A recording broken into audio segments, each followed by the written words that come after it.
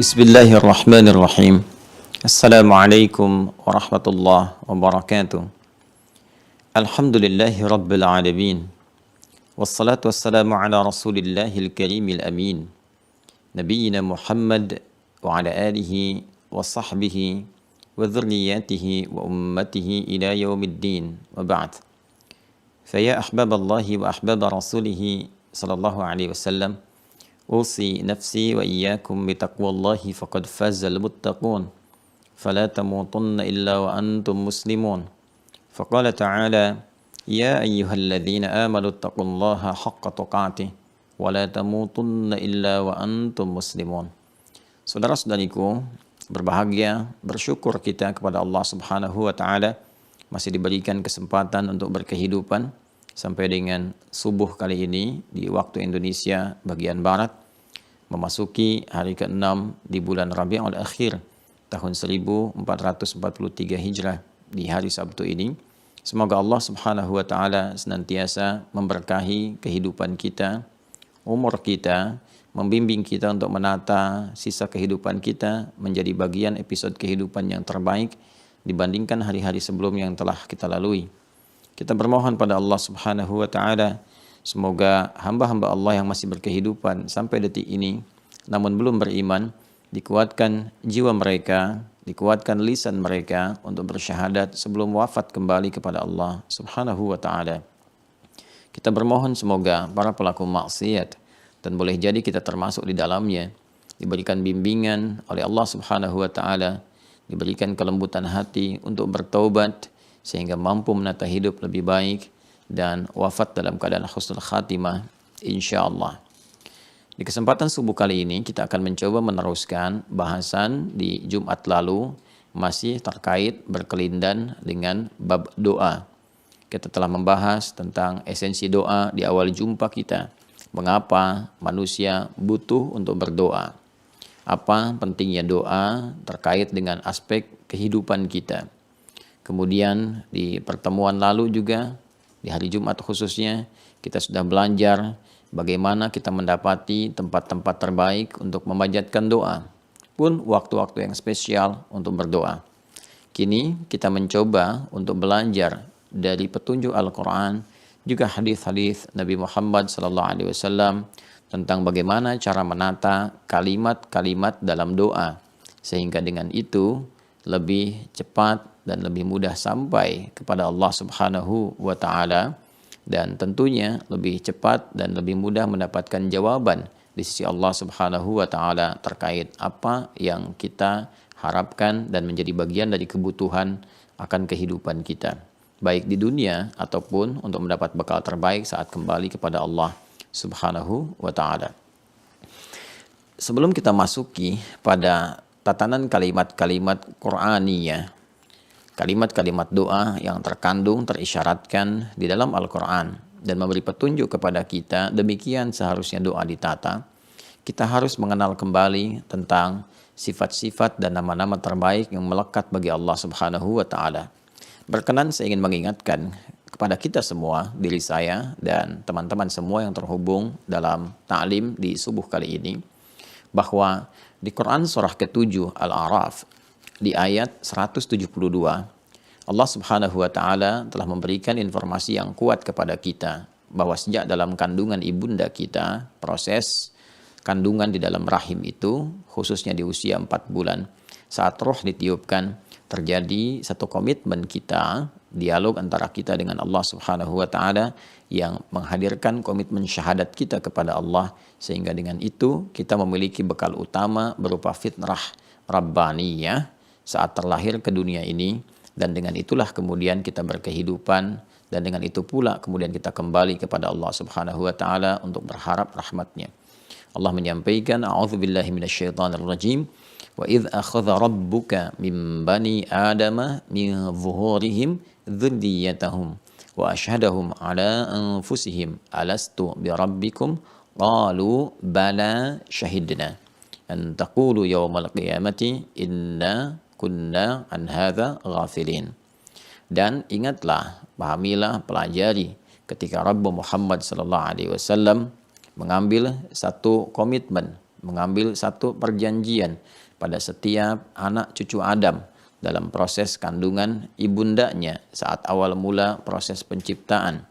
Ketika roh mulai ditiupkan, kemudian Allah mengambil perjanjian dengan mengatakan, alastu bi rabbikum, apakah engkau berkomitmen untuk menetapkan aku sebagai Rabbmu?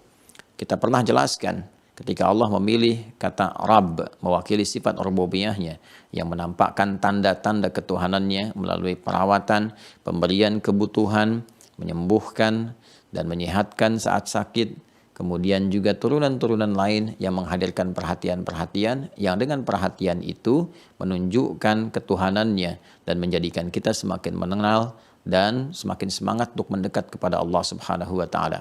Baik tanda yang diberikan pada diri kita ataupun di semesta ini, ataupun yang tertuliskan dalam Al-Quran yang dibacakan dalam setiap kesempatan sholat kita, semua itu dijadikan sebuah tanda untuk menyadari dan memahami bahwa hanya Allah Tuhan yang hak dan kepada Allah kita kembali.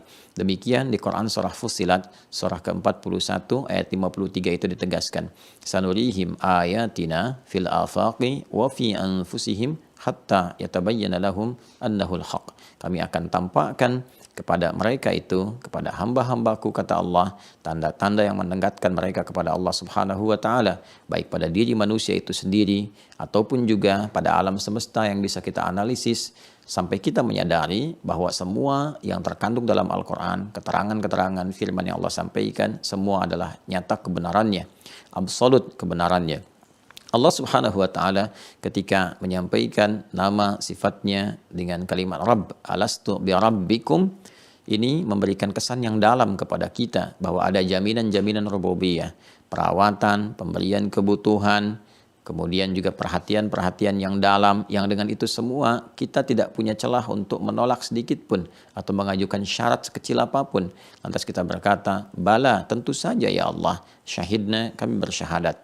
Dengan fitrah inilah kemudian kita terlahir, sehingga Allah menegaskan dalam fase awal kehidupan kita saat dilahirkan dengan menurunkan Quran surah ke-30 Ar-Rum di ayat ke-30 untuk mengingatkan kita semua. Fa'aqim wajhaka lid-dini hanifa fitratallahi allati fataran nasa 'alaiha. Maka dengan itu komitmenlah, hadapkanlah dirimu sepenuhnya pada seluruh ketentuan ad-din dengan cara yang benar, dengan cara yang konsisten. Ad-din yang dimaksudkan ditegaskan oleh Allah di Quran surah ketiga Ali Imran ayat 19. Inna ad-dina indallahi, sungguh yang dimaksud dengan ad-din di sisi Allah itu al-Islam, adalah Islam. Dan pokok Islam yang pertama adalah syahadat. Ketika kita mengatakan asyhadu an la ilaha illallah wa asyhadu anna Muhammadar Rasulullah. Syahadat inilah yang menjadi bawaan fitrah kita saat terlahir dan bekal utama dalam berkehidupan. Fitratallahi allati fataran nasa 'alaiha la tabdila li khalqillah. Demikian kita teruskan Quran surah ke-30 ayat 30 itu. Itulah fitrah yang dibawa oleh setiap manusia dalam menjalani kehidupannya, dan tidak ada perubahan dari fitrah ini ketika Allah mencipta setiap hamba dalam proses kandungan sampai dengan kelahiran itu. Hanya lingkungan, kata Nabi SAW, yang bisa memberikan pengaruh itu semua sehingga seorang hamba bisa menjauh atau bahkan melupakan syahadatnya. Nabi bersabda, kullu mauludin yuladu 'alal fitrah fa abawahu yuhawwidanihi aw yunassiranihi aw yumajjisanihi. Setiap hamba yang terlahir seyogianya membawa fitrah kehidupan, mengenal komitmen syahadatnya. Hanya lingkungan kemudian yang membentuk ia boleh jadi menjauh dari nilai-nilai atau bahkan komitmen syahadatnya.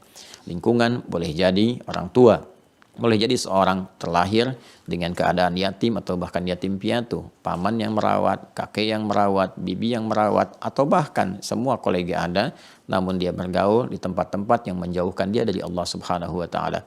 Itulah sebabnya Allah mengingatkan setiap hari 5 kali untuk mengenalkan dan mengingatkan syahadat itu supaya kita terus mengingatnya.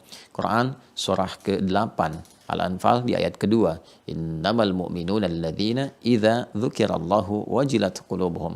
Sungguh pemilik iman yang sejati itu jika disebutkan nama Allah, jika disebutkan nama Allah, jika disebutkan nama Allah, ada getaran dalam jiwanya. 5 kali disebutkan nama Allah dalam setiap pergantian antara waktu dalam sehari. Subuh, siang di waktu zuhur, asar di waktu sore, maghrib menjelang malam sampai dengan malamnya. Subuh, zuhur, asar, maghrib, isya. Bukankah disebutkan, diperdengarkan nama Allah agar terdengar oleh pendengaran kita sampai ke jiwa kita.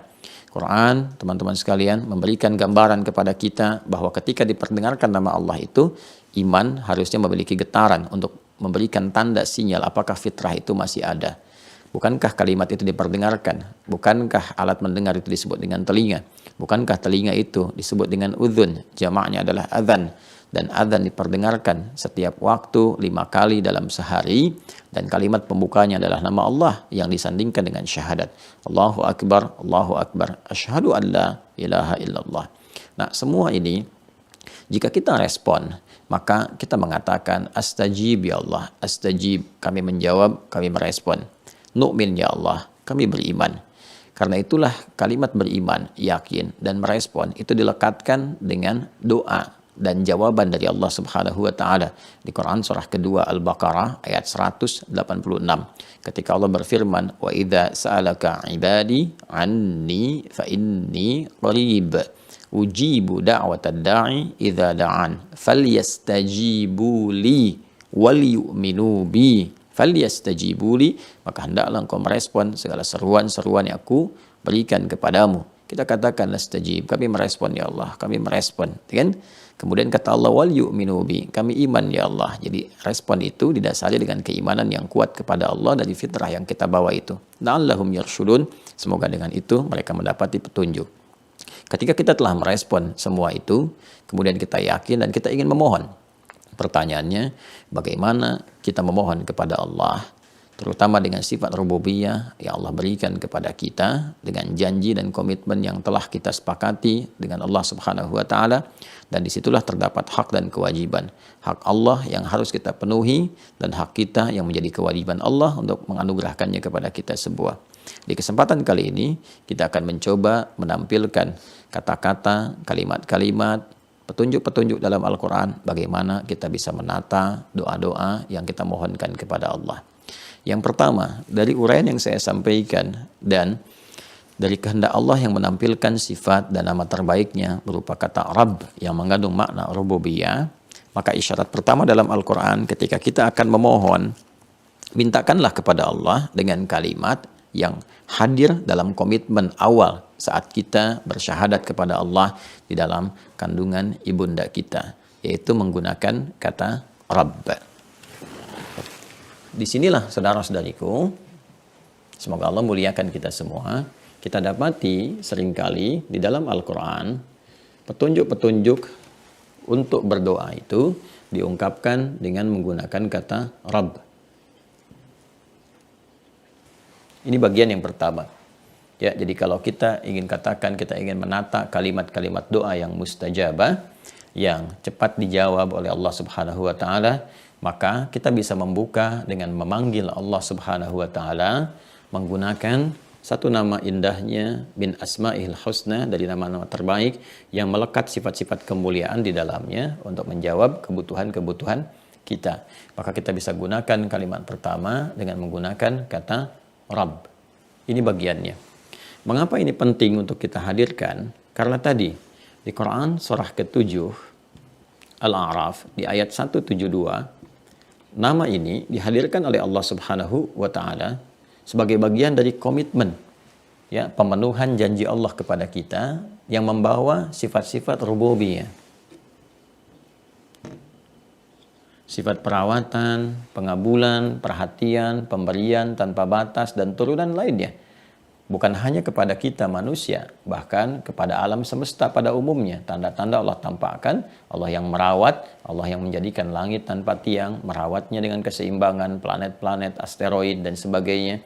Kan demikian juga di daratan, di lautan, ya. Dan kita sebagai hamba Allah Subhanahu wa taala yang membawa misi sebagai khalifah di muka bumi ini. Sudah tentunya kita akan mendapatkan bagian-bagian yang dijanjikan oleh Allah langsung kepada kita. Ya, di sini tercakup semua aspek kebutuhan kita untuk dimohonkan kepada Allah Subhanahu wa taala. Kalau dalam bahasa bebasnya ketika Allah mengatakan kepada kita dan berfirman, alastu bi rabbikum, apakah kalian kan berkomitmen untuk menjadikan aku Rabb yang merawat kalian, menyembuhkan saat sakit, kan? Kemudian memberikan segala kebutuhan, memberikan perhatian kepada kalian, memaafkan kalau kalian bersalah dan mau kembali pada jalan kebaikan, mengampuni dosa-dosa ketika kalian mau bertobat, dan turunan-turunan lainnya. Karena itulah kemudian kita mencoba untuk memohon kepada Allah dan mengingatkan pada diri kita akan komitmen yang telah dibangun itu dengan mengatakan ketika kita memiliki persoalan, ya Allah, saya ingin diselesaikan persoalan ini. Bukankah dulu saya telah berkomitmen menjadikan Engkau sebagai Rabb saya? Engkau yang berjanji akan memberikan solusi. Ya Allah, sekarang saya sakit, ya Allah. Saya mohon, ya Allah, sembuhkan. Bukankah dulu Engkau berjanji akan menyembuhkan saya? Ya kan? Ya Allah, saya dalam kesulitan di pekerjaan. Ya Allah, saya punya salah. Ya Allah, mohon jangan berikan saya satu beban yang saya tak sanggup untuk memikulnya. Sekian banyak yang kita mohonkan kepada Allah Subhanahu wa taala, baik untuk diri kita, untuk orang tua kita, untuk anak-anak keturunan kita, untuk kerabat kita. Tentunya saat kita memohon kepada Allah Subhanahu wa taala, kita berharap keberkahan-keberkahan itu tidak hanya melekat pada diri kita saja, karena fitrah kita disebut juga dengan nama Nas. Ingat, ada ins, ada insan, ada bashar, ada bani Adam, ada An-Nas. Sekian nama yang dilekatkan pada manusia dengan diksi yang berbeda dan dengan dilalah, petunjuk-petunjuk penekanan makna yang tidak sama. Kita disebut An-Nas karena kita punya sifat sosial, bergantung juga pada makhluk-makhluk sekitaran kita. Tidak bisa kita hidup sendiri dengan sistem yang telah Allah buat, Allah susun supaya membangun harmoni di antara kita. Lita'arafu, untuk saling mengenal, saling menguatkan. Karena itu dalam hidup kita juga membutuhkan orang tua kita juga mensinergikan dengan anak-anak kita, dengan kerabat kita, tetangga kita. Karena itulah fitrah kita ketika kita berdoa, kita mengingat orang tua, kita mengingat anak-anak, kita mengingat banyak hal. Sesuatu yang banyak itu bisa digambarkan dalam bahasa Arab dengan kata ganti nahnu, kan? Nahnu yang berarti kami, kita, jika ditujukan untuk manusia pada umumnya. Namun bila Anda dapati kata nahnu, kan, dalam Al-Qur'an menunjuk pada Allah Subhanahu wa taala, ingat cara memahaminya itu berbeda. Nahnu yang dimaksudkan di situ ditujukan untuk ta'zimun nafsi li ta'zimi sya'ni, menunjukkan keagungan Allah Subhanahu wa taala untuk memberi kesan bahwa informasi yang disampaikan itu begitu istimewa, begitu penting, saking pentingnya Allah menghadirkan keagungannya untuk menguatkan itu. Karena itu, jika Anda temukan dalam Al-Qur'an ayat-ayat dibuka dengan kata nahnu atau dari bagiannya, ya, atau potongannya, bagiannya, penunjuk yang terkait dengan nahnu yaitu na panjang. Ya, na seperti ini. Biasanya menggunakan bentuk taukid, pakai inna pendek ditambah dengan na seperti ini, ya, maka kalimatnya menjadi inna. Ya. Yang ini na, ini gambaran singkat dari nahnu, maknanya mengambil makna ini, kalau menjadi objek maka menjadi na, gitu kan? Kemudian kalau dia ditambahkan dengan penguat taukid inna begini maka menjadi seperti ini. Yang bentuknya seperti ini misalnya di Quran surah ke-18 Al-Kahf ayat 13 ya, Quran surah 18 Al-Kahf ayat 13. Nahnu naqussu 'alaika naba'ahum bil haqq. Allah ingin memberikan gambaran kisah inspiratif tentang kisah anak-anak muda ya di satu gua itu yang dikenal dengan suratnya Al-Kahf, surat gua. Itu kan kisah yang sangat dahsyat, kisah istimewa, kisah yang banyak menggugah. Saking pentingnya menjadi inspirasi, Allah menghadirkan keagungan zatnya li ta'zimin nafsi, kan? Menggunakan kata nahnu, demi keagunganku, kan, demi kedahsyatan zatku, aku kisahkan kepadamu kisah yang istimewa. Kalau sudah menggunakan kata nahnu, kita itu diminta untuk fokus, jangan pernah abai, karena ini sangat luar biasa, sampai Allah menampilkan keagungannya terlebih dahulu untuk menjelaskan keistimewaan kisah yang disampaikan, firman yang diutarakan. Nahnu naqussu 'alaika naba'ahum bil haqq. Ada yang menggunakan inna seperti ini, nahnunya tidak digunakan. Ada seperti kisah tentang informasi tentang malam Al-Qadar di Quran surah 97 itu ya, dengan namanya Al-Qadar. Inna anzalna, itu kan? Inna ini anzalnahu fi lailatul qadar. Wa ma adraka ma lailatul qadar. Lailatul qadri khairum min alfi syahr. Saking istimewanya malam itu tidak ditemukan di setiap malam, hanya satu malam saja dalam setahun. Allah sampai menghadirkan keagungan dulu zatnya, ya, ta'zimun nafsi li ta'zimi sya'ni, menghadirkan keagungan zatnya untuk menunjukkan bahwa informasi yang disampaikan begitu dahsyat, istimewa. Kalau kamu ibadah dapat di malam itu, pahalanya melimpah, beda dengan malam-malam biasa. Terkadang ada yang menyatukan nahnu dengan inna, ada seperti di Quran surah ke-15 Al-Hijr di ayat ke-9. Inna nahnu nazzalna dzikra wa inna lahu lahafidhun. Sungguh, ya, kami yakinkan, ya, sungguh kamilah, kata Allah Subhanahu wa taala. Yang dimaksud kami dalam terjemahan di situ bukan bentuk jamak kepada Allah, bukan, itu salah memahami, artinya tidak mengerti tentang pemahaman dalam bahasa Arab, gitu kan? Jadi pemahaman itu nanti punya ilmu-ilmu turunan. Nanti ada ilmu dasar seperti nahwu, kemudian pasangannya saraf, ada balaghah, ada arud, ya, nanti semua banyak turunan. Di balaghah itu nanti ada ma'ani, ada bayan, ada badi'. Nah, di antara semua itu kita akan dapati penjelasan-penjelasan makna ini.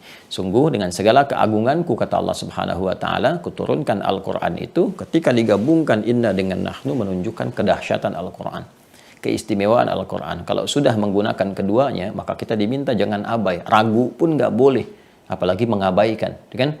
Dzalikal kitabu la raiba fi, ragu saja nggak boleh.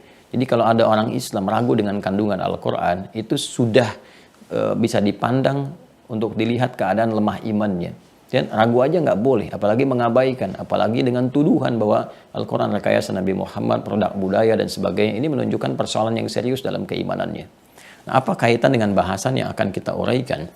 Nah, di sini ketika Allah Subhanahu wa taala meminta kita untuk berdoa, memohon kepadanya, wa qala rabbukum ud'uni astajib lakum, gitu kan? Nah, ini bagian dari ibadah, maka diajarkan kita oleh Al-Quran untuk menghadirkan bentuk-bentuk jamak bagi permohonan itu di dalam doa itu yang terkait dengan makhluk kebutuhan kita. Nah, ini yang tadi saya uraikan di awal. Kalau kata nahnu, kata na terkait dengan kita, dengan makhluk, maka bentuknya bentuk luas, bentuk jamak. Kalau dikaitkan dengan Khalik, Allah Subhanahu wa taala, maka yang dimaksud ta'zimu nafsi, ya, menghadirkan keagungan Allah Subhanahu wa taala. Yang dengan keagungan itu banyak manfaat dan keistimewaan kita dapatkan. Doa karena ini terkait dengan kita, kebutuhan kita, kan? Disinilah kemudian Allah mengajarkan kepada kita untuk memohon kepada Allah Subhanahu wa taala dalam doa itu yang mencakup keseluruhan. Dan ini mengesankan juga supaya ada hal fitrah yang dilekatkan pada jiwa kita untuk berbagi. Jangan pelit. Kalau nggak bisa berbagi dengan ilmu, nggak bisa berbagi dengan harta, nggak bisa berbagi dengan tenaga, masa iya sih untuk doa saja juga nggak bisa berbagi? Kan nggak bayar juga, ya kan? Kan juga fisiknya nggak terlalu banyak dikeluarkan untuk bersuara. Dengan tenaga mungkin kesulitan, ya kan? Dengan harta mungkin tidak dimiliki untuk saat itu. Dengan ilmu mungkin belum bisa diutarakan. Masa dengan doa pun nggak mampu, ya kan? Nah, karena itulah kemudian di dalam kalimat Rabb ketika digunakan untuk bermohon seringkali ditambahkan dengan na untuk menghadirkan keluasan berkah yang kita mohonkan kepada Allah lewat kalimat ini. Untuk itulah kita temukan kalimat Rabbana, Rabbana, Rabbana, Rabbana. Ini secara umum. Berbeda nanti kalau misalnya kita ingin spesifikan hal itu memang terkait masalah kita yang tidak harus semua orang itu mengalami itu. Ya, baru kita katakan nanti dengan bentuk tunggal. Nanti kita katakan ini, kalau ini Rabbana, kan?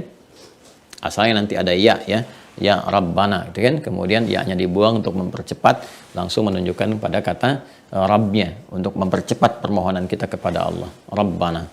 Kemudian kalau kita ingin jadikan ini bentuk spesifik kita yang mengalami dan tidak semua orang merasakan itu, gitu kan? Maka kita kemudian jadikan Rabbnya ini ya ditambah dengan ya, gitu kan? Seperti ini. Nah, nanti ini harakatnya menjadi kasrah. Ya, rumus cepatnya kalau ada ya, gitu kan? Yang huruf sebelumnya itu untuk mempercepat ya, rumus cepatnya ini kasrah. Ya pasangan dengan kasrah. Kalau ada alif ini fathah, kalau ada waw ini dhammah, gitu kan? Nah, Ini perhatikan baik-baik, ya-nya ini menunjukkan kepada ya mutakalim, menunjuk kepada kita ya, yang merasa memiliki Allah Subhanahu wa taala sebagai Tuhan, ya. Jadi Tuhannya siapa? Allah, gitu kan. Nah, jadi di sini kita katakan Rabbi, ya Allah, ya Tuhanku, gitu kan, yang berjanji kepadaku, ya Allah yang memberikan satu komitmen kepadaku untuk memenuhi kebutuhan jika aku membutuhkan, gitu kan, yang akan mengabulkan jika aku memohon. Maka kita katakan Rabbi, gitu kan. Nah, ada rumus cepat juga. Kadang-kadang kalau kita ingin mempercepat dengan menyebut meminta dan ingin memohon dan segera dikabulkan, biasanya Al-Quran juga mengajarkan bahwa ininya dipercepat untuk takhfif, meringankan bacaan, juga tasri, mempercepat pengabulan doa. Jadi cukup kita bacakan begini, ya, Rabbi, ya, Rabbi begini, ya kan? Nah, ya-nya hilang, tapi ditunjukkan dengan kata kasrah bahwa ada ya sebelumnya di sini. Ya, tapi untuk mempercepat kalimat, untuk gambaran percepatan permohonan, karena sifat manusia itu dikiaskan di sini oleh Allah Subhanahu wa taala, ditunjukkan ya secara tidak langsung bahwa umumnya manusia kalau berdoa pengen cepat dikabulkan, itu sifatnya. Ya, makanya dia pun meminta cepat gitu. Itu sebenarnya sebuah, kadang-kadang jadi sebuah penunjukan fitrah, tapi sindiran yang tajam juga. Kalau minta sama Allah pengen cepat-cepat, kalau diminta Allah dilambat-lambat. Ya itulah umumnya manusia gitu ya. Nah, tapi itu juga diluruskan nanti dalam beberapa hal. Jadi kalau kita temukan kata Rabbi, ya seperti ini nih. Nah, berarti ini permintaannya spesifik hal yang dialami oleh pribadi yang mungkin tidak setiap orang merasakan apa yang kita ingin mohonkan, ya. Kalau ingin kita percepat, ya-nya ini kita bisa hilangkan, baca begini dengan penunjuk kasrah.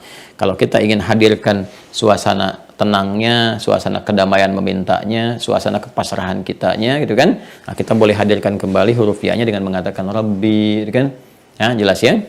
Nah, tapi kalau yang kita mintakan itu sifatnya luas, orang lain pun juga merasakan itu pada umumnya, itu kan, pengen mendapati itu juga, kan, maka kita bisa hadirkan nah di sini. Ya, maka kita diajarkan oleh Al-Qur'an dengan mengucapkan Rabbana, Rabbana, Rabbana, Rabbana. Rabbana la tu'akhidna in nasina aw akhtana. Rabbana wa la tahmil 'alaina isran kama hamaltahu 'alal ladzina min qablina. Rabbana wa la tuhammilna ma la taqata lana bih. Rabbana, Rabbana, Rabbana, Rabbana. Ya kan? Kemudian yang paling ya favorit ya, yang paling viral, bahkan punya istilah sendiri kan, orang Indonesia khususnya, doa sapu jagat kan. Di Arab aja nggak dikenal nih doa sapu jagat. Ya, orang kita sudah punya istilah sendiri.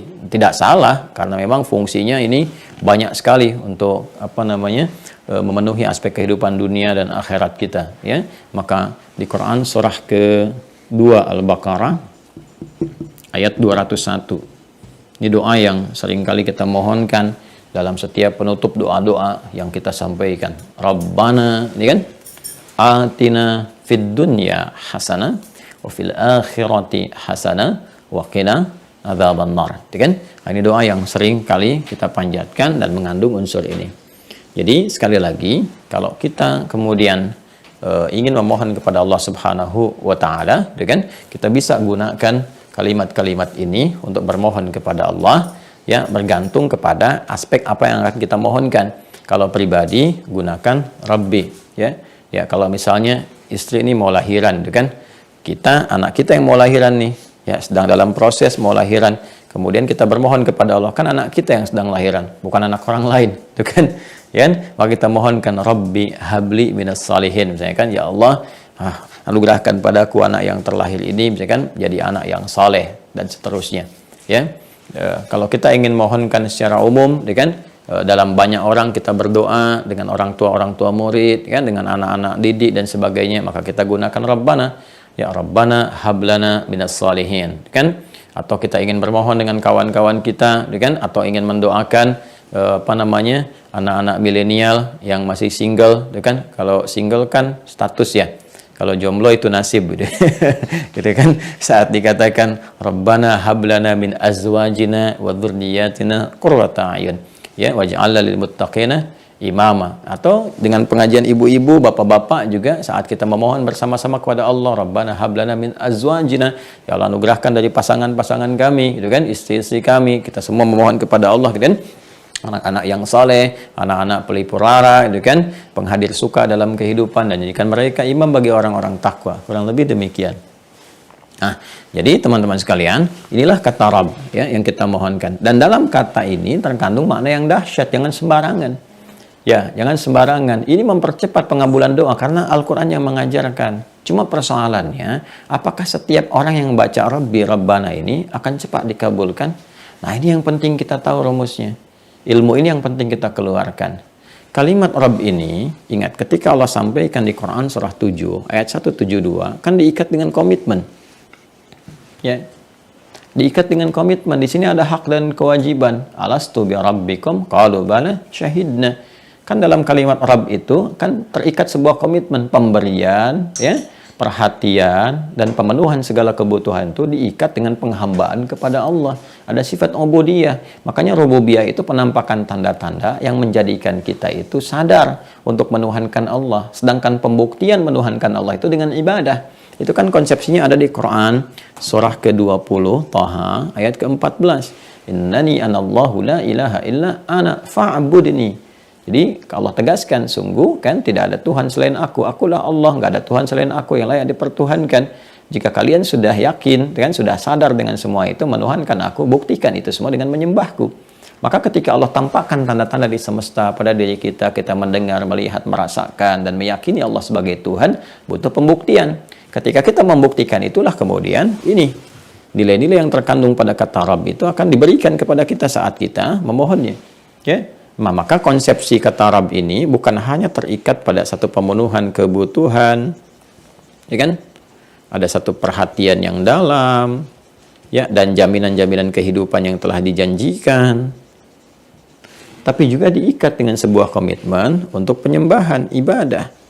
Jadi berlaku di sini dua sisi antara hak dan kewajiban. Ya, ada hak Allah dulu yang harus kita penuhi.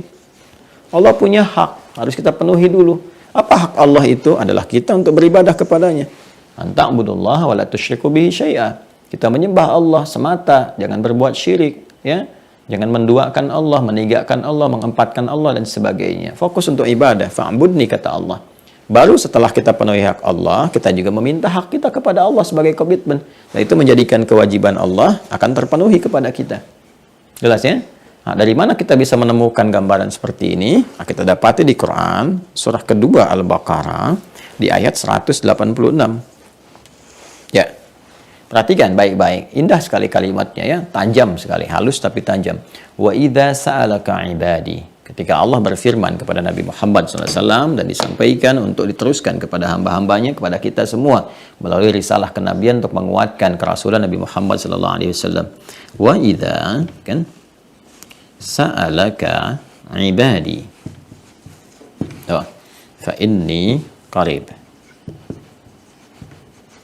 Perhatikan baik-baik kalimatnya. Wa idza sa'alaka, kan? Ibadi, dan jika hamba-hambaku Muhammad sallallahu alaihi wasallam kan bertanya kepadamu. Idza, jika bertemu dengan bentuk past tense. Ini bentuk past tense nih, sa'ala ka-nya khitab. Ini bentuk past tense. Past tense. Bentuk madhi, fi'il lama. Ya, jika ketemu idza dengan bentuk fi'il madhi, maka maknanya itu mudhari'. Ya. Nah, sebaliknya nanti lawannya idz. Idz bertemu dengan ya fi'il mudhari, maka bentuknya madhi. Jelas ya? Idz yaqulu misalnya kan, ketika ia berkata itu bentuknya bentuk idz bertemu dengan mudhari, maknanya madhi. Baik, tapi kalau ada idza bertemu dengan bentuk past tense, bentuk fi'il madhi, maka maknanya mudhari. Nah, ini sudah rumus, sudah formulasi ya. Maka penting kita mengaji di sini, terutama dasar-dasar bahasa untuk memenuhi dan mengetahui ya bahasa-bahasa Al-Qur'an, memahami bahasa Al-Qur'an juga hadis-hadis Nabi Muhammad SAW. Sedangkan mudhari itu padanannya menunjukkan bentuk present untuk memudahkan ya. Continuous dan future. Ya. Present pada saat itu, continuous terus berlangsung, and future sampai kapanpun. Jadi artinya apa? Muhammad SAW boleh jadi pada saat ini di era engkau berdakwah membawa misi risalah, ada yang akan bertanya kepadamu, kan? Di antara hamba-hambaku, Ada juga nanti itu akan terus berkelanjutan, bukan sekarang saja, nanti akan begitu sampai di masa depan, sampai kehidupan berakhir. Ya, ada hamba-hambaku, disebut hamba, ya, bertanya kepadamu, ingin mendekat kepadaku, ya, ingin mendekat kepada Allah Subhanahu wa taala.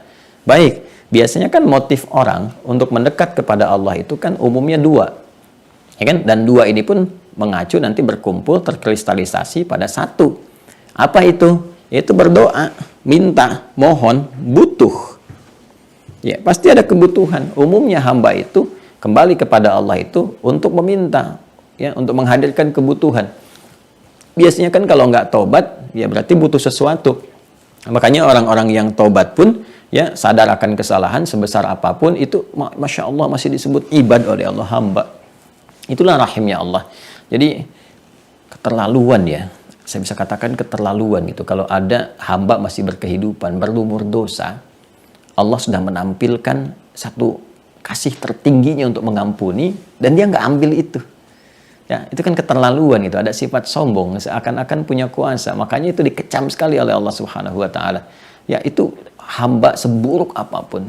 Saya sering katakan, saudara-saudariku, kita ini bukan makhluk sempurna. Pasti ada titian salah yang pernah kita lalui. Dan orang salah terbaik itu ketika dia masih menuntut haknya untuk menjadi soleh. Ya, dengan cara apa? Dia bertobat, kembali kepada Allah, meninggalkan maksiat, sebesar apapun. Karena itu saya sering katakan, Allah lebih mencintai pelaku maksiat yang mau bertobat dibandingkan dengan orang soleh yang tidak pernah merasa salah. Ya, Allah lebih mencintai pelaku maksiat yang mau bertobat dibandingkan dengan orang yang merasa soleh dan tidak pernah merasa salah. Jelas ya? Nah, maka dari itu di Quran surah 39 Az-Zumar ayat 53 Allah sampaikan ada hamba-hamba Allah yang sudah banyak berlumur dosa, ya, dan mereka itu disebut dengan israf, tapi masih disebut dengan ibad. Israf itu yang nggak terlukiskan lah, hampir semua mungkin dikerjakan, yang kalau orang lain berdosa dia belum kerjakan kayaknya nggak enak rasanya gitu. Tapi Allah tetap katakan pada Nabi Muhammad SAW, qul li'ibadiyalladzina asrafu ala anfusihim. Katakan Muhammad SAW, sampaikan pada hamba-hambaku, masih disebut hamba, ya, alladzina asrafu ala anfusihim, yang telah berbuat israf pada diri mereka sendiri, berlumur dosa banyak, ya, pernah berzina, pernah mabuk, pernah mencuri, pernah korupsi dan sebagainya. Selalu ada masa untuk titik balik itu. Kata Allah, la taqnatu min rahmatillah, jangan putus asa dari rahmat Allah. Minta rahmatnya, minta pemenuhan ampunan. Allah ampuni sebelum nyawa sampai ke kerongkongan. Itu kurang apa lagi itu? Ya, kasih Allah kepada setiap hamba itu. Itu luar biasa ibad. Ya, ada lagi yang memang hamba-hamba yang soleh, yang dia pun berdoa lagi. Kan hamba soleh dengan hamba salah kan doanya bisa berbeda. Walaupun intinya mendapatkan rahmat Allah Subhanahu wa taala. Yang salah minta diampuni dosa, yang saleh minta surga, minta titian dalam kehidupan dan sebagainya. Ya, jadi ada hal-hal yang ada pembeda di antara keduanya, ada kesamaan. Kan saleh dan salah minta ampunan, gitu kan? Yang saleh minta konsistensi istiqamah, yang salah kemudian minta dibimbing untuk lebih baik, salah minta ampunan tobat, saleh minta istiqomah, gitu kan? Yang saleh tapi single dan jomblo minta istri koma. Baik, kembali ke sini ya. Nah, ibad. Nah, ketika hamba ini mencari, ingin mendekat kepadaku, dia ingin berdoa, gitu kan, ingin minta kebutuhan, dijawab oleh Allah, fa inni qarib, tegaskan pada mereka, aku dekat. Dalam bahasa psikologi dalam sekali, ya, sangat dalam, gitu kan. Kalau Anda bertanya, sampai mana ya Ustadz Adi ya, gitu kan, di acara ini gitu, datang nggak ya? Nah, ketika yang ditanya menjawab, sudah dekat. Itu kan memberi ketentraman pada diri kita. Ini dibandingkan, aduh belum ada info nih. Bayangkan kalau misalnya bertanya kepada Rasulullah SAW, ya Rasulullah, bagaimana, apakah doaku akan dijawab oleh Allah? Aduh, belum ada info. Kebayangkan, belum turun wahyu, kebayangkan. Ya, tapi ketika turun jawaban, sungguh Allah amat dekat. Itu menenangkan kepada jiwa. Ya, nggak usah mencari-cari berlebihan. Ya, Allah sangat dekat. Nggak usah berteriak-teriak. Allah sangat dekat. Kan? Minta dengan bahasa yang wajar. Minta dengan memohon kepada Allah. Minta dengan bahasa yang kita dengar dengan kolbu kita. Lalu apa yang terjadi? Perhatikan kalimatnya. Ujibu da'wat ad-da'i idza da'an.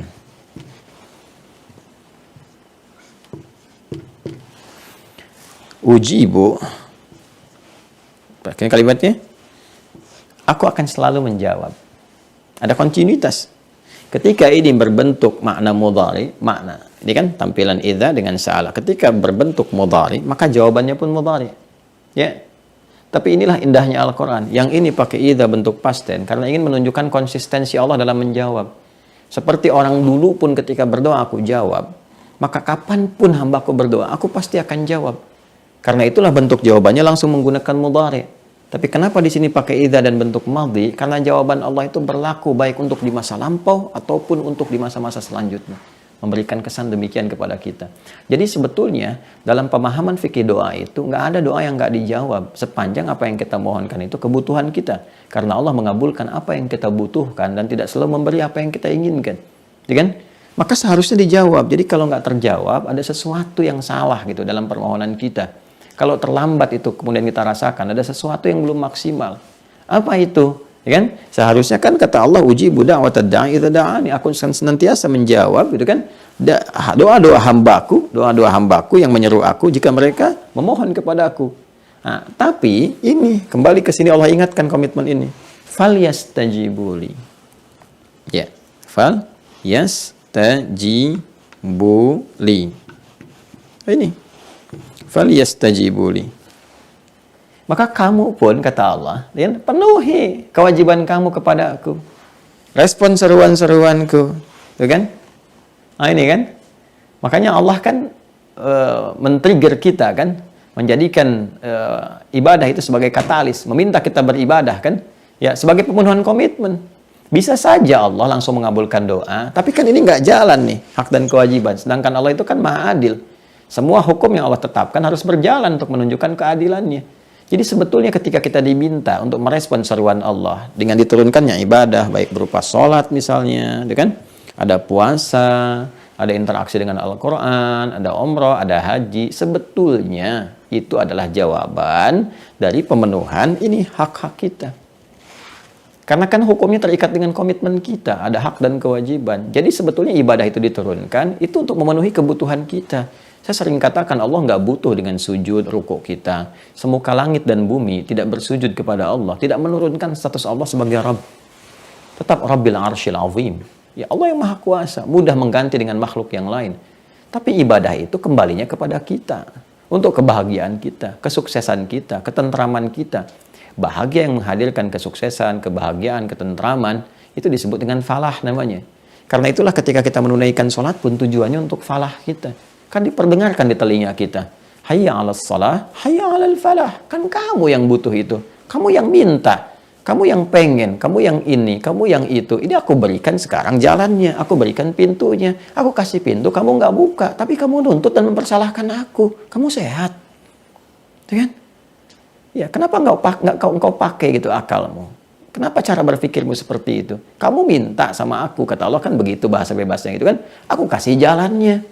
Ini pintunya, kamu tinggal buka, kamu nggak lakukan, lantas kamu menyalahkan Allah. Kan nggak adil di situ, ya kan? Ini kan sudah kita bangun komitmennya, kan sama saja gitu. Anda juga misalnya kepada makhluk, kepada kawan, kepada pimpinan mengajukan proposal, kan ada jalan juga kan? Di kemanusiaan Anda bikin proposalnya, Anda datang, Anda hubungi dulu, dan Anda menghadap, Anda sampaikan hajat. Jadi dalam dunia kemanusiaan, Anda bisa mudah memahami kenapa persoalan-persoalan yang esensial seperti ini, yang gampang untuk dipahami, kita nggak ngerti gitu. Bukan kita. Ada yang nggak ngerti. Ya, kan jadi persoalan seperti ini. Dan tunjukkan pada saya, di mana ada sosok yang berjanji memperhatikan kita, memenuhi kebutuhan tanpa batas. 5 kali dalam sehari ditawari setiap pergantian waktu. Nggak ada. Pimpinan sehebat-hebatnya, sehari mungkin nggak akan bisa menerima Anda. Ya, sekalipun belum tentu bisa. Coba Anda datang kepada pejabat tertinggi, datang. Anda baru masuk lingkaran istananya, boleh jadi sudah nggak bisa masuk. Pakaiannya harus disesuaikan. Tuh kan, pakai sendal belum tentu bisa masuk. Kemudian jadwalnya teratur, belum tentu bisa ketemu, belum macam-macam. Ya? Sekali nggak bisa balik lagi di hari itu. Ini 5 kali dalam sehari. Itu pun dituntut kita diwajibkan supaya terpenuhi kebutuhan kita. Kalau mau minta lebih daripada itu, boleh. Ya silahkan, ada duha waktunya, ada saat malam di gelap gulitanya, ada menjelang ke subuh, silahkan bebas. 24 jam terbuka. Sepanjang kita mau memohon kepadanya, mendekat kepadanya, sampai Anda bisa merasakan kenikmatannya dan mengatakan, Fabi ayyi ala'i rabbikuma tukadziban, Rabb. Fa bi ayyi ala'i rabbikuma tukadziban. Rabb. Ya, jadi teman-teman sekalian, ini sebetulnya rahasianya di sini nih poinnya. Jadi kalimat Rabb ini akan berfungsi dengan maksimal jika falyastajibu ini kita kerjakan dengan baik. Kan ini komitmen iman, ya kan? Makanya ketika setelah selesai dituntaskan falyastajibu li, imannya diingatkan. Kalau Anda bertanya gini, ini untuk bisa menutup celah Anda bertanya, kenapa sih Allah saya mesti harus kerjakan dulu ini untuk mengabulkan doa saya gitu kan? Allah tegaskan lagi, wal yu'minu bi. Kamu kan telah iman kepadaku. Dan dalam iman itu kita komitmen.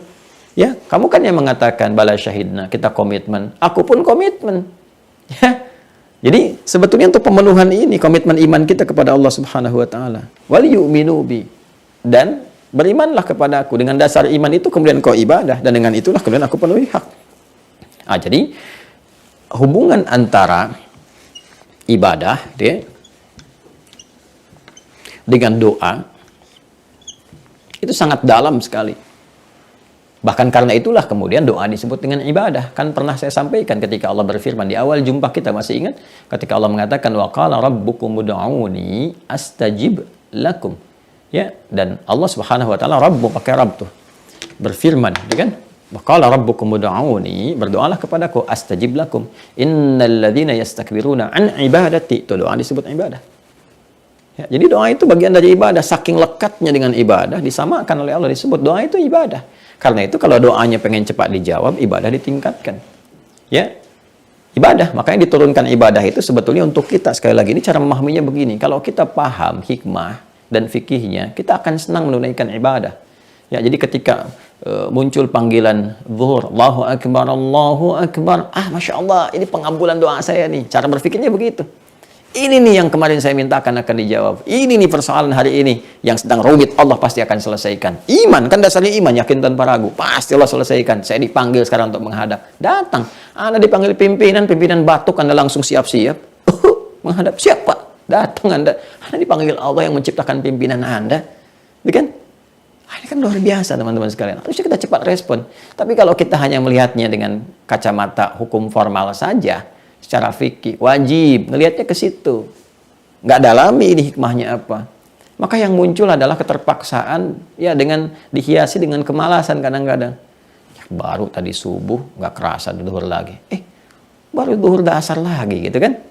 Cara berpikir yang keliru karena nggak didasari dengan ilmu yang mendalam di sini. Maka lihat, ketika Allah panggil kita untuk ibadah, sholatkah, dan lain turunannya, ini sesungguhnya untuk mempercepat pengabulan doa. Dan di sini kita bermohon, bukankah dalam sujud kita meminta, dalam ruku kita berdoa, berdiri kita memohon. Karena itu, semua orang-orang dulu yang soleh-soleh, baik dari karangan para nabi, rasul, dan turunan-turunan lain, ya, sahabat, tabi'in, orang-orang soleh, ulama, itu memanfaatkan sholat untuk berdoa betul. Dan mereka menyenangi sholat, apapun profesinya. Ya, Uthman bin Affan radhiyallahu taala anhu misalnya, Abdurrahman bin Auf, Tamim Ad-Dari, itu kan orang-orang hebat, orang-orang kaya, pebisnis hebat, asetnya luar biasa.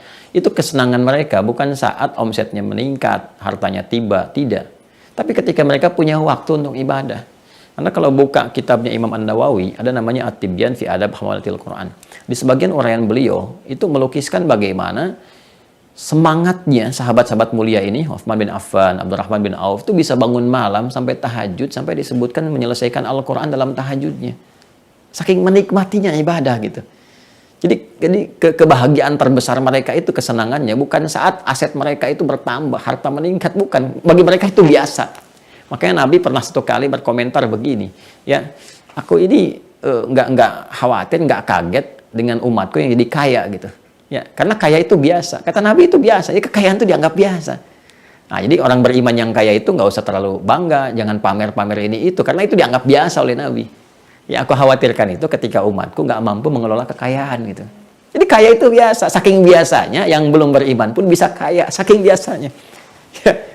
Iman itu kan aset yang tak ternilai, kekayaan luar biasa gitu kan. Makanya supportnya harus menampilkan yang lebih daripada itu. Jadi orang beriman itu bukan terletak pada kuantitas hartanya ketika dia berkumpul, bukan, tapi terletak pada kualitas pengelolaannya. Jelas ya? Jadi saking biasanya kata Nabi, ya orang kaya itu biasa lah. Jangankan yang beriman, yang belum beriman pun bisa kaya.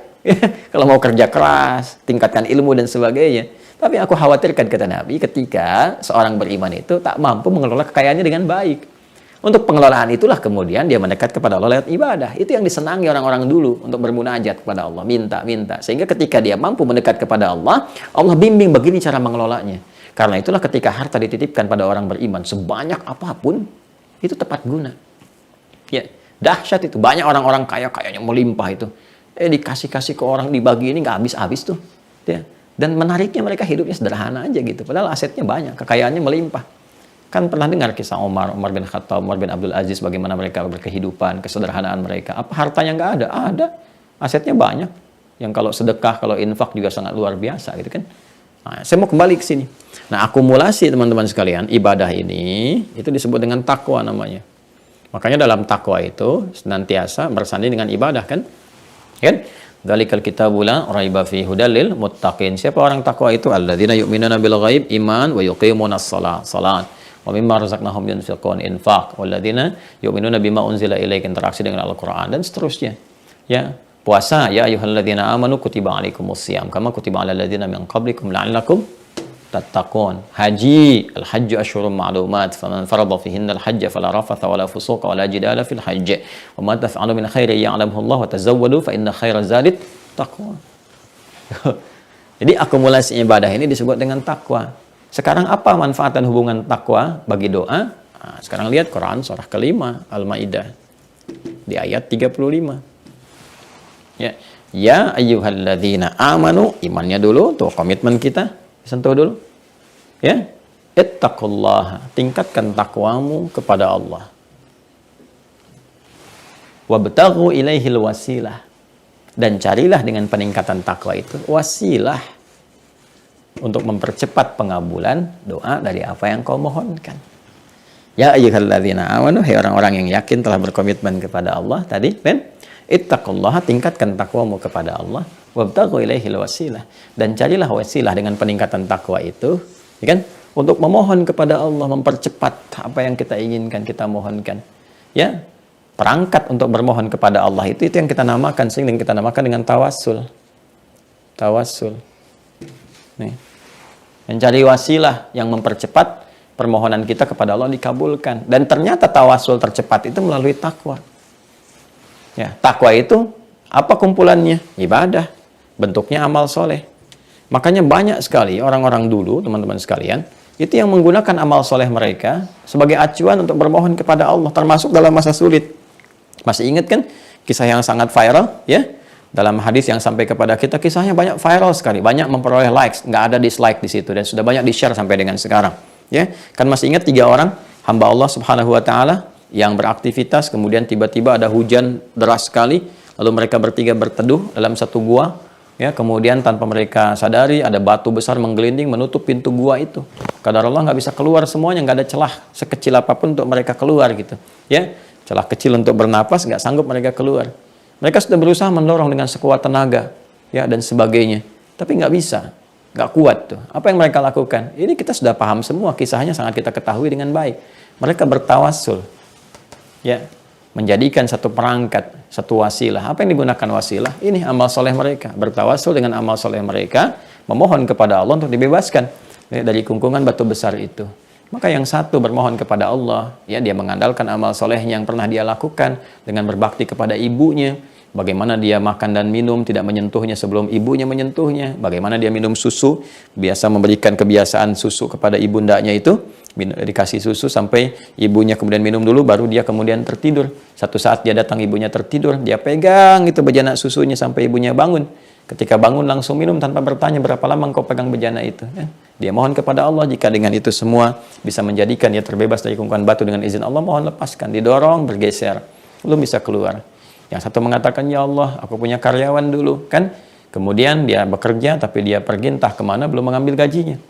Setelah sekian lama, ya, dia nggak datang juga, aku investasikan, aku khawatir nilainya menurun, ya kan? Maka aku kemudian investasikan dengan kambing. Kambing itu makin banyak, sampai jadi peternakan kambing. Datanglah kemudian orang itu untuk mengambil gajinya. Aku tunjukkan tuh gajimu semua kambing ada di sini. Dia katakan, janganlah bercanda denganku, jangan meledek. Aku jawab, aku tidak meledek, aku tidak bercanda. Ini semua punya kamu. Aku pisahkan ketika engkau nggak datang, aku investasikan supaya nilainya tidak menurun. Sekarang ini semua punya kamu. Jadilah kemudian dia juragan peternakan. Dia meninggalkan aku tanpa sedikit memberikan bagian kepada aku, dan aku ikhlas dengan semua itu. Jika engkau memandang bahwa ini semua adalah bagian dari amal soleh yang kau ridhoi, maka mohon bebaskan kami dari kungkungan batu ini. Maka apa yang terjadi? Dia dorong bergeser, belum sempat bisa keluar. Yang tadinya nggak mampu gerak-gerak, sekarang bergerak geser, tapi belum sempat bisa keluar. Allah berkehendak dengan yang satu lagi untuk menunjukkan kepada kita bagaimana pentingnya amal saleh. Ya Allah, aku dulu seorang rentenir. Nah ini ya, kisah viral, tobatnya rentenir. Bisa jadi sinetron nih, sinetron terdekat. Ya, tobatnya seorang rentenir melahirkan satu feedback yang sangat dahsyat. Rentenir dikecam, tapi kalau tobat dapat rahmat. Dan rahmat itu yang menjadikan karunia yang melimpah. Ayo, yang masih dekat-dekat dengan rentenir-rentenir atau rentenirnya sendiri, cepat tobat. Kisah ini jadi inspirasi besar. Ya, teman-teman sekalian, dia berkata, aku seorang rentenir. Nah, jangankan orang jauh, orang dekat pun aku rentenkan juga. Ya, ada saudaraku kemudian dia minta kepadaku, aku bantu, lalu aku lipatkan bunganya sampai kemudian dia nggak bisa bayar. Nah, satu kali aku melihat bahwa dia punya anak gadis yang sangat cantik. Aku menaksirnya luar biasa, tapi dia nggak pernah setuju denganku. Maka aku kemudian berusaha untuk menjadikan bapaknya terikat kepadaku. Aku berikan utangnya nambah, kemudian aku desak dia. Ya, kalau sekarang pakai debt collector dan sebagainya gitu kan, sampai anaknya bermohon kepadaku, dia tolong ampunilah paman gitu kan, ayahku ini hapuskan kemudian utang-utangnya. Dia datang kepadaku mengatakan, paman tolong aku katakan kepadanya, kalau engkau mau bergaul denganku malam ini juga, gitu kan, aku akan anggap lunas semua utang-utang bapakmu. Maka anak itu dengan sedih kemudian terpaksa mengikuti keinginanku, datang di satu malam ketika saat aku ingin menjamah dan menyentuhnya, dia berkata kepadaku, paman bertakwalah kepada Allah, takwa. Ya, aku mendengar suaranya, bergetar hatiku, merasa ketakutan aku. Aku meninggalkannya dan bertobat kepadamu ya Allah. Jadi kalau kebeningan jiwa itu bersih, sering beramal, itu kalimat takwa. Dan saya katakan dulu itu kata Allah itu luar biasa. Karena Nabi yang mencontohkan ketika ditodong dengan pedang itu, siapa yang menolongmu sekarang? Muhammad SAW. Ya kan? Kata Nabi, Allah. Kalau benar kata itu diucapkan dengan iman yang dalam, yang tinggi, dengan amal soleh yang kuat, getar, jatuh itu pedang. Ya, perempuan itu berkata, paman bertakwalah kepada Allah. Ya, seakan-akan menggelegar dalam jiwaku, tersengat, takut gitu kan. Aku meninggalkannya dan bertobat kepada Allah Subhanahu wa taala. Aku anggap lunas semua utang-utangnya, kemudian aku berubah menjadi lebih baik. Ya Allah, jika engkau anggap semua itu bagian dari amal soleh yang pernah aku kerjakan, mohon bebaskan kami dari kungkungan batu ini. Apa yang terjadi? Didorong kemudian menggelinding batu itu, dan terlepaslah kemudian ketiganya dari ujian yang tengah mereka hadapi pada saat itu. Jadi Anda bisa bayangkan amal soleh bagaimana bisa bermanfaat. Dan jangan-jangan kemudahan yang kita raih selama ini pun itu dari wasilah amal soleh kita. Ya, amal soleh kita, amal soleh kepada ibu, kan bisa begitu. Ibu mendoakan kita, lancar kehidupan kita. Kadang kita nggak sadar, karena itu kita sering disindir. Di Quran surah ke-46, Al-Ahqaf ayat 15 itu. Kamu kalau sudah sukses, apalagi usia 40 tahun ke atas, ingat orang tuamu. Itu kan? Sampai engkau harus berdoa kan, Rabbi auzi'ni an ashkura ni'mataka allati an'amta 'alayya wa 'ala walidayya. Dan kepada kedua orang tuaku. Kenapa? Karena boleh jadi saham Anda 30%, orang tua 70%. Ayah Anda tuh yang sedang mencangkul di sawah, cuman bawa singkong dengan keringat luar biasa, tapi halalnya luar biasa. Dia bermohon kepada Allah, aku sekarang makan singkong, tapi jangan sampai terjadi kepada anakku seperti aku bekerjanya. Ringankan mereka ya Allah, berikan kelimpahan rizkinya ya Allah, berikan kenyamanan pada hidup mereka. Ibu Anda yang bangun malam hari menangis di hadapan Allah, sujud ya Allah, ya Allah, aku hanya tidur di dipan saat ini, aku tidur di lantai beralaskan tanah, tapi mohon anakku ya Allah, berikan kenyamanan saat tidurnya nanti, damaikan kehidupannya, lancarkan pekerjaannya. 70% dari itu semua luar biasa mengiringi kehidupan Anda. 30%-nya itu Anda yang sekolah, itu pun support orang tua, jual ini, jual itu. Anda sukses. Lantas setelah Anda sukses, tega meninggalkan mereka. Bahkan Anda simpan di panti jompo. Bahkan untuk sekedar telepon pun Anda nggak mampu. Itu disindir oleh Allah. Bertakwalah Anda kepada Allah. Kan? Ada bagian-bagian kehidupan yang boleh jadi kita nggak sadar. Ini loh perangkat yang terbaik. Boleh jadi kita, boleh jadi orang tua kita, boleh jadi orang-orang sekitaran kita yang baik-baik yang mendoakan. Karena itu kan sering ajakan untuk saling mendoakan. Nabi aja kadang-kadang suka minta pada doa pada sahabat, minta dibacakan Quran. Ya, mereka mengatakan, Anda kan yang Nabi, Anda kan yang Rasul ya Rasulullah. Ya, apakah tidak boleh aku meminta kepadamu, gitu kan, untuk membacakan Quran? Itu sebetulnya kesan kepada kita untuk saling membantu, menguatkan. Inilah inti Rabbana di sini. Inti Rabbana. Nah, jadi saya ingin katakan pada kawan-kawan semua ya, ini dahsyat teman-teman sekalian. Ini dahsyat kali amal soleh ini. Dan apa yang terjadi? Ini bisa merubah kehidupan kita. Tadi kan masih ingat yang rentenir kemudian tobat. Tuh. Itu dengan amal soleh, dengan peningkatan takwa. Setelah itu rahmat datang, dibebaskan dari kesulitan. Ya teman-teman boleh gunakan ini kalau sedang sulit, sedang apa, gitu kan. Makanya sekarang jadikan bekal amal soleh itu. Perbanyak, perbanyak, perbanyak. Sehingga kadang-kadang ini nggak diminta pun otomatis datang. Jadi jangan dikira kadang-kadang, mohon maaf ya, kemudahan yang kita dapatkan itu boleh jadi bukan karena kita nggak minta. Karena saking tingginya ini yang kita kerjakan ini, amal soleh ini, ya sehingga datang mudah tanpa diminta. Atau bahkan orang tua kita tanpa kita sadari. Karena itu dalam doa seringkali kita mohonkan kan, Rabbighfirli wali walidayya warhamhuma kama rabbayani shaghira. Kan ada kan di Al-Isra juga ya, yang surat-surat yang menginspirasi kita untuk berdoa. Menggunakan apa? Rabbi. Ya, Rabbi karena spesifik personal antara kita dengan orang tua. Kita minta kan. Umumnya Rabbana, ya kan? Dan seterusnya. Nah, inilah teman-teman sekalian gambaran dari sekian banyak yang kita mohonkan, ya, satu dari sekian banyak hal yang bisa menjadikan kita itu mempercepat pengabulan doa dari Allah Subhanahu wa taala. Cuma fikihnya harus kita pahami, tatanannya harus kita dapati sehingga dengan itu mudah kita mengatakan kepada Allah, Rabbi, ya apa yang mau diminta? Rabbana, apa yang mau diminta? Khusyuk kita bermohon. Ingat komitmen kita. Ingat dosa-dosa kita, ingat salah-salah kita. Istighfar dulu, minta dulu yang baik dan sebagainya. Aspek kehidupan. Karena itulah kalimat Rabb itu sering dimohonkan bahkan saat ibadah. Ya, seperti Nabi Zakaria misalnya, ya. Ketika bermohon kepada Allah pada hal yang mustahil. Ya, hal yang mustahil menurut sementara orang. Ya, menurut sementara orang. Jadi secara medis, secara klinis itu udah nggak bisa, mustahil. Hal yang mustahil. Ya, bukan hal yang mustahil, ya, hal yang mustahil. Ketika divonis istri beliau yang sudah sepuh, Nabi Zakaria juga sudah sepuh, sudah beruban, kan rambutnya memutih, fisiknya letih, istrinya divonis, mohon maaf, menopause dan mandul. Secara klinis gak mungkin punya keturunan, secara medis itu mustahil. Apa yang terjadi? Beliau memohon kepada Allah dengan menyebut namanya. Di dalam sholat, di mihrabnya Maryam beliau bermohon.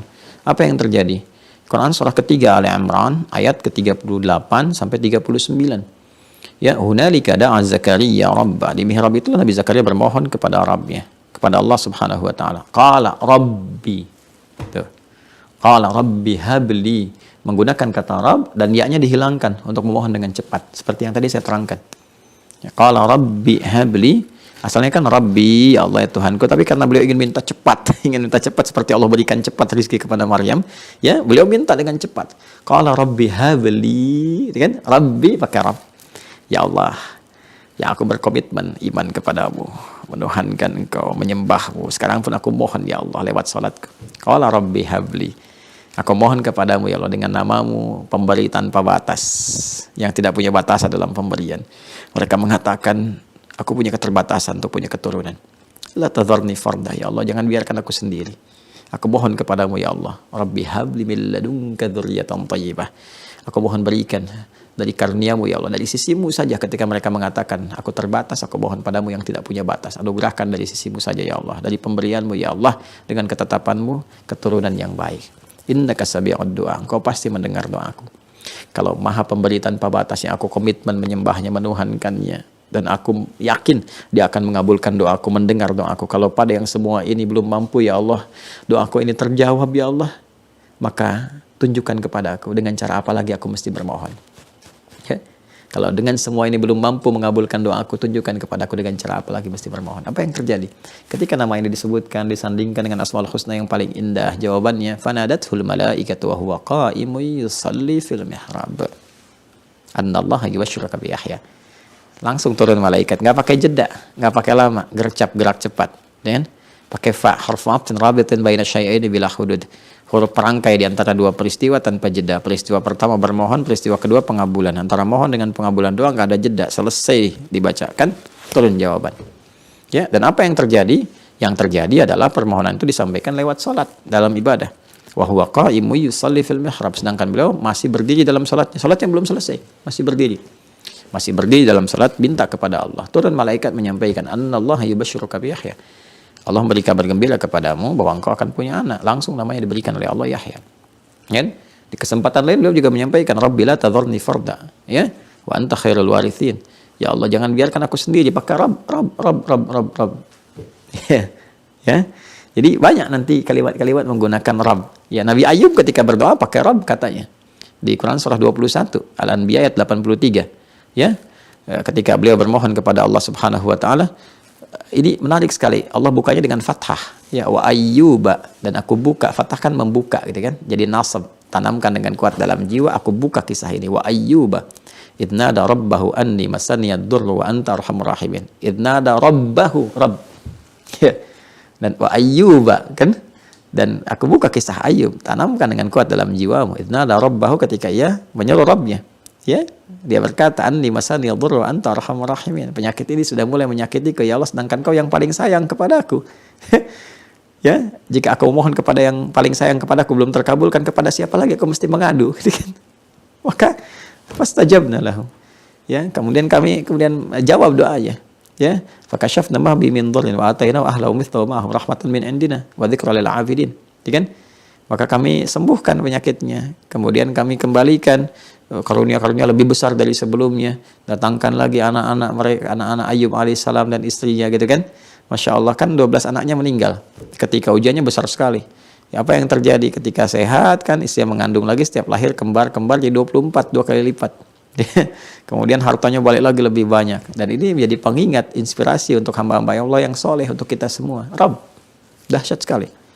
Ya, tapi apakah ketika mengatakan itu tanpa ibadah? Tidak. Nabi Ayub malah meningkat ibadahnya, meningkat ibadah, karena itu Rabbnya berfungsi. Nabi Zakaria menggunakan kata Rabb dalam salatnya.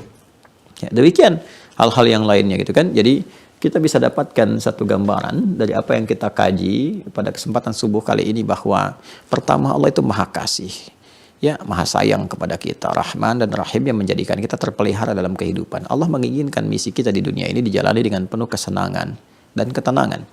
Ya, tapi semua itu didapati kalau kita kembali kepada petunjuk Allah. Qul nahbitu minha jami'a fa imma ya'tiyannakum minni huda faman tabi'a hudaya fala khaufun 'alaihim wa la hum yahzanun.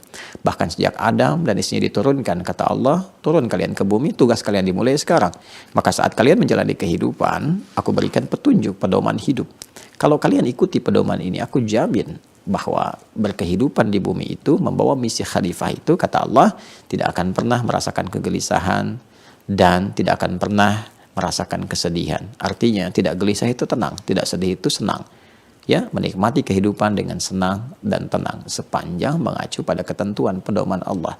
Jadi berkehidupan itu menyenangkan. Berkehidupan itu menenangkan. Ya, senang dan tenang. Karena itulah jika kita ingin senang dan tenang, maka banyaklah mendekat kepada Allah dengan meningkatkan ibadah, dengan berdoa, bermohon, sehingga dengan doa itu ada ketenangan dalam jiwa kita. Ini yang bisa kita bahas pada bagian pertama tentang menata kalimat doa yang mustajabah. Nah, sekarang kalau kita sudah panggil Rabb, kan? Bagaimana menyusun kalimat permohonannya? Kan baru namanya kita ketahui kan? Susunan katanya seperti apa? Kalimatnya bagaimana ketika meminta? Yang dengan itu ada getaran dalam jiwa kita yang mampu menggetarkan arsy dan seketika diberikan oleh Allah jawabannya. Itu yang esok hari insya Allah kita akan bahas di kesempatan subuh. Dan ini akan menjadi bagian terakhir dari fikih doa yang kita bahas sejak pertemuan yang lalu. Jadi sudah ada 4 episode dan besok yang kelima sebagai penutup dari bagian gambaran doa. Nah, mudah-mudahan dapat satu pencerahan ya, dan bisa kita amalkan dalam kehidupan dan saling mendoakan. Saya juga sama butuh didoakan, masih banyak kesalahan-kesalahan, masih butuh banyak tambahan pengetahuan yang dengan itu bisa belajar lebih baik lagi. Jadi kalau ada yang kurang-kurang mohon dimaafkan. Ya, namanya berkehidupan pasti juga kata Allah kan, wa ma utitu minal ilmi illa qalila. Aku nggak berikan pada kalian pengetahuan kecuali sedikit. Nah, ini saya cuma punya sedikit, ini yang bisa saya berikan. Banyak hamba-hamba Allah yang lain, para ulama yang sudah banyak mendapatkan lebih daripada apa yang saya raih sampai dengan subuh kali ini. Tapi mudah-mudahan dari yang sedikit ini ada kebaikan-kebaikan sehingga bisa menjadi jariah. Mohon didoakan untuk ikhlas, tulus disampaikan. Dan semoga dengan itu teman-teman juga berkenan mendoakan saya supaya diampuni dosa-dosanya oleh Allah Subhanahu wa taala. Demikian juga orang tua kami, keluarga kami, dan untuk Anda semuanya. Saya mencintai Anda semua karena Allah Subhanahu wa taala. Kemudian yang kedua juga saya berkenan untuk mengingatkan kembali, saya berkeinginan semua punya kesempatan untuk belajar, baik di Indonesia ataupun di luar Indonesia. Karena itu saya mencoba membuat Mira, Ma'had Islam Rafi'atul Akhyar, dengan konsepsi online yang pertama. Dengan online itu dari mana-mana bisa mengikuti. Jadi saya ingin memberikan kesempatan, karena kalau mengikuti jadwal kadang-kadang kita juga suka merasa bersalah. Ya banyak yang masuk ya, tapi kita harus tata, kan nggak mungkin kita bisa menata 1000 permintaan misalnya kan dalam setahun kita mengaturnya seperti apa, sementara ada hak dan kewajiban juga yang harus kita penuhi, termasuk belajar juga, ibadah juga dan sebagainya. Karena itu kalau kita satukan, kadang-kadang minta satu dengan dua isinya sama saja ya. Kemudian di waktu-waktu maulid semua tema minta maulid, ada 20-30 misalnya pengajuan temanya maulid, kenapa nggak bersatu dalam satu ta'lim kita ajarkan? Ada permintaan berapa banyak fikih sholat, semua sama. Jadi kalau kita bisa kumpulkan dan belajarnya lebih serius, kita ada kurikulumnya tertata, pemahamannya kita uji, insya Allah itu lebih terukur. Ya, karena itu yang sering bertanya sampai sekarang untuk ke Mira sangat mudah sekali ya. Anda bisa masuk di webnya di Mira Institute ya. Nanti akan diarahkan kemana. Anda dapatkan dulu paket untuk belajar di UAH Corner untuk catatan Anda, buku-buku dan sebagainya. Setelah itu nanti jadwalnya ada Senin sampai Kamis ya. Pengayaannya nanti di hari Kamis, Senin sampai Rabu materi terukur terkurikulum. Kemudian Jumat, Sabtu, Ahad kita bisa belajar secara umum dengan teman-teman yang lain juga yang terhubung dengan kita semuanya. Dan semua pembelajaran ini proses belajar seperti sekarang, dan saya fasilitasi juga insya Allah dengan Zoom. Kami fasilitasi itu semua gratis karena saya nggak mengharapkan apapun dari pembelajaran, itu yang paling enak kita tampilkan. Adapun kalau buku paket di UAH Corner itu untuk mencetak, untuk juga bisa mencetak lagi bagi yang lain, gitu kan? Dan ada pendukung-pendukung yang bisa kita gunakan untuk kepentingan yang lebih baik gitu, dan itu tidak seberapa. Kemudian juga teman-teman sekalian, alhamdulillah ini perjalanan pendidikan sedang berlangsung, sekaligus nanti saya umumkan. Mungkin formalnya nanti direkam juga secara terpisah, bahwa insya Allah kita membuka kembali untuk program Pukau. Pukau itu pendidikan utama ya, kadar ulama. Jadi saya sudah berjalan ini angkatan keempat ya, angkatan keempat untuk bisa menerima santri khusus ya. Nggak usah datang ke sini ya, ini nanti akan disampaikan, nggak usah ke Bekasi, nggak usah langsung bawa koper titipkan ini itu, tidak, nggak usah. Ini kita umumkan ada kualifikasinya. Alhamdulillah mulai tahun ini kita buka ikhwan dengan akhwat, tapi ini santri khusus. Saya hanya terima 10 orang. Kan untuk pertama ini 5 ikhwan 5 akhwat, tapi kita sediakan karena akomodasi terbatas, jadi kami tanggung semuanya, dari mulai makannya, minumnya, tempat tinggalnya kami siapkan gitu ya. Jadi Anda tidak perlu bawa biaya apapun dan nggak bayar sama sekali gitu kan.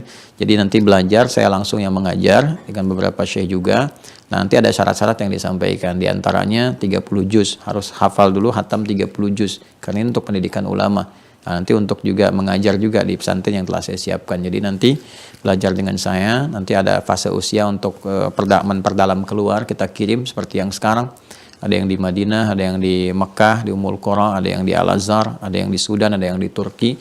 Nah, kita berharap nanti pulang bisa menggantikan. Jadi kalau saya pun tiba ajalnya kemudian meninggal dunia, ada yang meneruskan perangkat-perangkat yang sudah kita siapkan jadi wakaf, teman-teman bantu untuk pesantren, untuk apa, itu bukan milik pribadi ya, itu dijadikan sebagai wakaf untuk umat Islam nantinya. Jadi ketika berkelanjutan, berkemajuan, semoga ada pahala untuk kita semua. Ya, nanti teman-teman bisa bantu kalau ada yang bersinergi, saya akan sampaikan. Silahkan sama-sama nih. Ini sekarang pesantren baru yang SD kan. SD itu nggak ada tinggal, nggak ada boarding. Berjalan insya Allah itu sudah 70%-an. Teman-teman boleh kemudian mau bantu di situ. Nanti kita yang siapkan sama-sama yang SMP.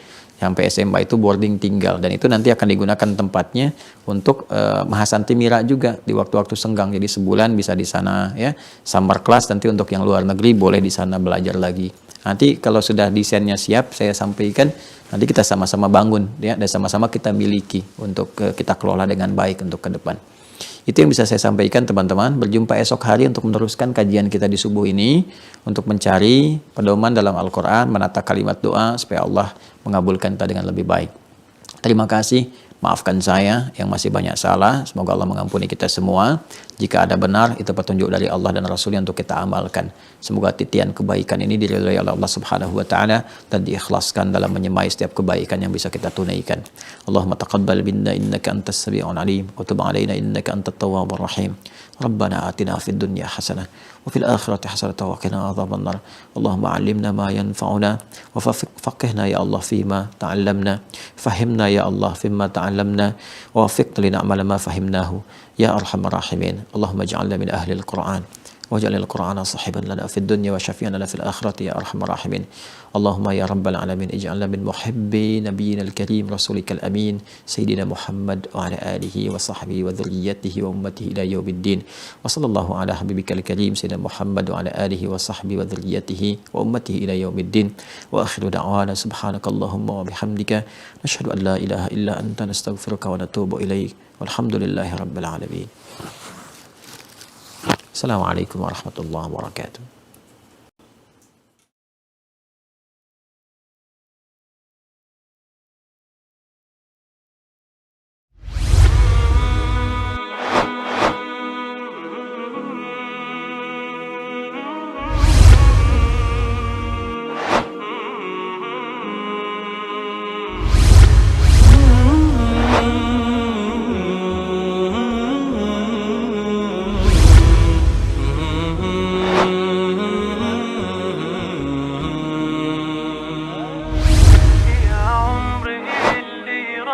أحلام أوهام